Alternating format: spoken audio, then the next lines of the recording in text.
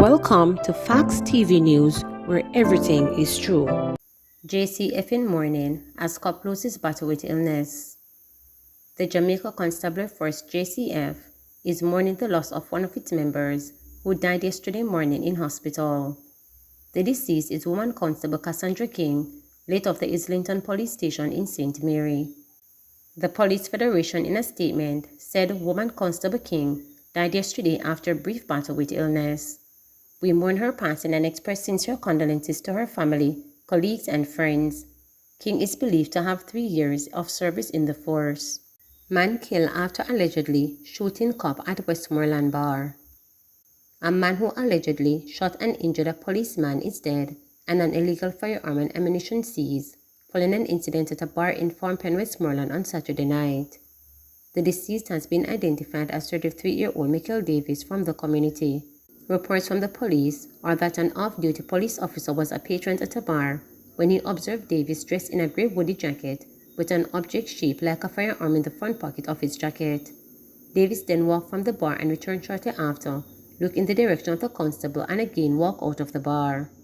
According to the report, the constable went in pursuit of Davis, who is alleged to have run off upon seeing the officer. The constable reportedly identified himself as a police officer and instructed Davis to stop. However, the suspect continued running and subsequently fell to the ground. It is alleged that Davis immediately pulled a firearm and fired, hitting the off-duty cop in his upper left arm. The cop then pulled his Glock pistol and returned fire, hitting Davis in his chest, arms and abdomen, and left foot. The officer thereafter retrieved the firearm, which was found to be a black Glock pistol 9mm with 4 rounds of ammunition. The off-duty officer is said to have called for police assistance and later drove himself to the Savannah Lamar Public General Hospital for treatment. Davis was transported shortly after to the hospital by the police, where he was pronounced dead. This is the second police fatal shooting in Westmoreland since the start of the year. Husband of prominent Westmoreland lawyer charged for illegal gun. The husband of a prominent Westmoreland lawyer has been arrested and charged with illegal possession of firearm and ammunition following a police operation in Little London, Westmoreland on Sunday.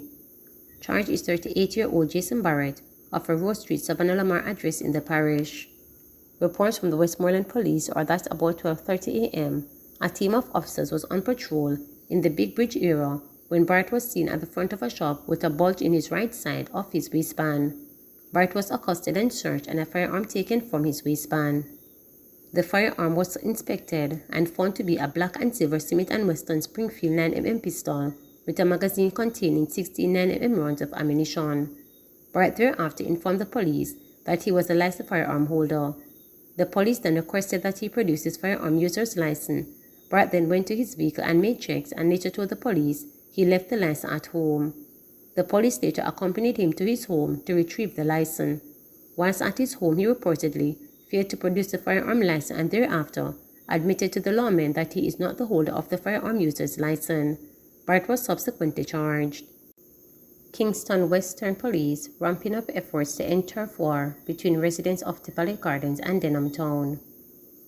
The Kingston Western Police are ramping up efforts to put an end to an alleged turf war between residents of Tivoli Gardens and Denham Town. In recent times, there has been a flare-up of violence between residents of the two communities. Some residents of Denham Town say the conflict has been ongoing for years. They say it is time for it to end. Them a fight for place, you know.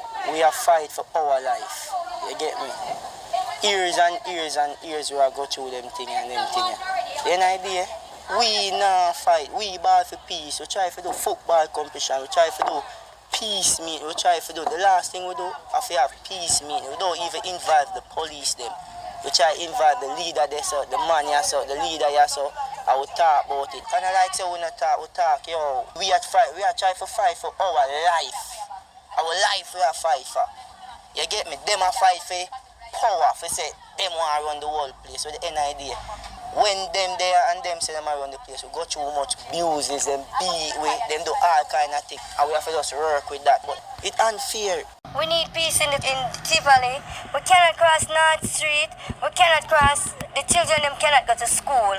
They call peace and man a kick off door and still a kill people. Come on, resident, you have to stand up for your right, you have to stand up for your justice. God, the mother, the children at school. Remember the peoples in Tivoli Garden, the children, the family member, everybody. We want peace in Tivoli Garden. Not even in Tivoli Garden, in everywhere we want peace. We want to live as one, unity. St. James taxi operator charged with rape of 15-year-old. A St. James taxi operator has been charged after allegedly raping a 15-year-old on Richmond Hill Road in the parish on Sunday, October 16. Charged with rape is 52-year-old Herman Atkinson of Richmond Hill Road. The teen reportedly boarded a taxi being operated by Atkinson. The additional passengers arrived at their destination, leaving the girl and Atkinson alone in the vehicle. Atkinson allegedly sped past the teen's stop and went to a house in Richmond Hill, where he lifted her from the vehicle, took her inside and sexually assaulted her.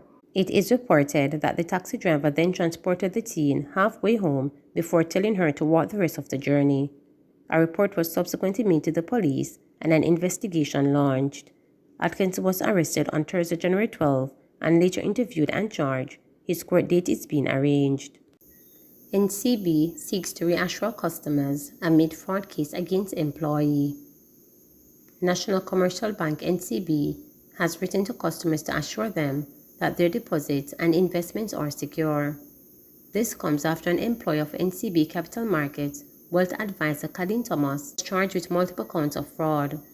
The bank said, with the matter being reported to the police and the appropriate regulatory authorities, it will allow the process to go forward to avoid compromising the integrity of the investigation.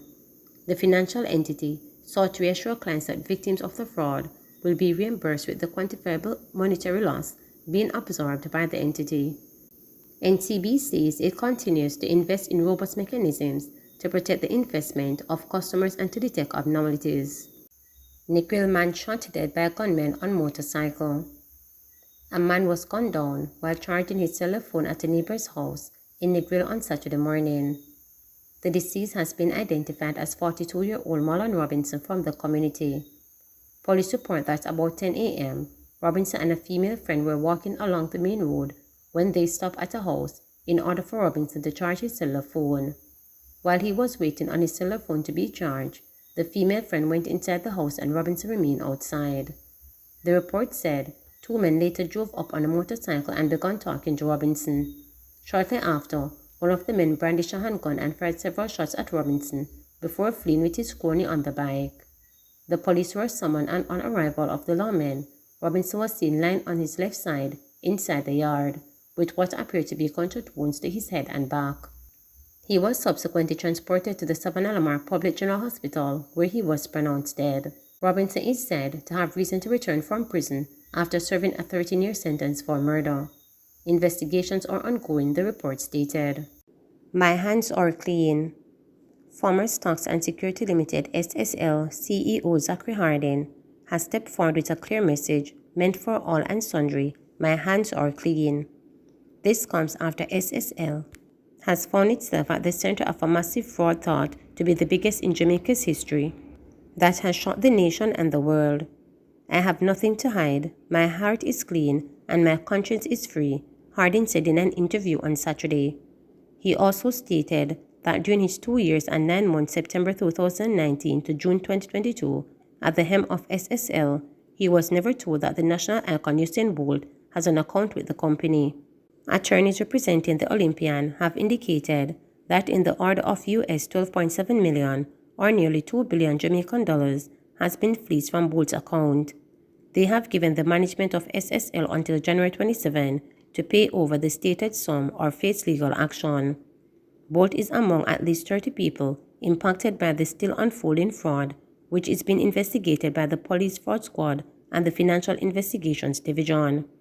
During my time as CEO at SSL, Usain Bolt's name never came up as a customer of SSL. He was never mentioned in any management meeting, in any strategy meeting, in any client review meeting, so it's not a case of how come the running have so much money in there and it's going stolen and nobody ever saw it. I was not aware of him having an account there. His name never came up. It never arose while I was there, the former CEO emphasized. Hardin told reporters that he knows Bolt socially but said neither he nor his team ever contacted me.